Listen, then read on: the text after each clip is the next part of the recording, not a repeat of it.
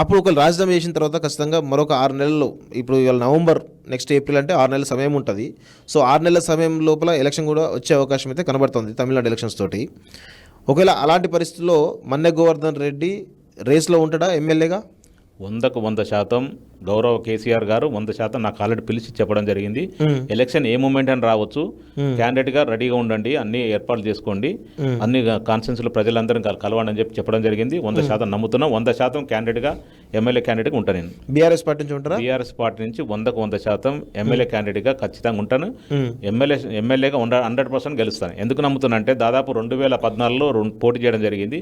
2018లో నాగేందర్ గారు మన పార్టీలకు రావడం వల్ల మనకు టికెట్ మిస్ అయిపోయింది. 2023లో ఆయనకే మళ్ళీ టికెట్ ఇచ్చారు కాబట్టి ఖచ్చితంగా నాకు అవకాశం ఉంటుంది. నేను ఏ రోజు కూడా ఇప్పటి వరకు కూడా ఆయనకి సార్ నాగేందర్ గారు 2 సార్లు ఎమ్మెల్యే అయినా మా పార్టీలోకి వచ్చినా కూడా ఎప్పుడు కూడా ఖైరతాబాద్ కాన్స్టిట్యూన్సీ వదలలేదు. ఎప్పుడైనా సరే ప్రజలతో ఉన్నాను. మంచికి చెడుకు అన్ని కార్యక్రమాలకు అటెండ్ అవుతూ ప్రజల యోగక్షేమాలు తెలుసుకుంటూ ప్రజలకు అండగా తోడుగా ఉంటూ ఇప్పటి వరకు ఇంకా ఫ్యూచర్లో కూడా ఖచ్చితంగా సరే ఎన్నికలు వస్తుంటే పోతుంటే గెలుపు ఓట్లు సామాగ్రి కానీ నేను ఒకటే డిసైడ్ అయినా ఖైరతాబాద్ కాన్స్టిట్యూన్సీలో నా ప్రాణం ఉన్నంత వరకు ఖైరతాబాద్ కాన్స్టిట్యూన్సీ ప్రజలతో ఉండాలనుకుంటున్నాను. రాజకీయాలు ఉన్న రోజులు ప్రజలతో ఉండాలి, ప్రజలకు నా చేతనంత సహాయం చేయాలా, చేతనంత సేవ చేయాలని చెప్పేసి ఉద్దేశంతో వచ్చిన పదవులు వస్తుంటే పోతుంటే పెద్ద విషయం కాదు. కానీ నేను మాత్రం ఆ రోజు నుంచి ఈ రోజు వరకు కంపల్సరీ ఈ నిమిషం కూడా ఒక కార్యక్రమానికి అటెండ్ అయ్యి వస్తున్నా. నేను ప్రజలతో ఉంటాను, ప్రజలతో కలిసి ఉంటాను. 100% గెలుస్తా నమ్మకం ఉంది.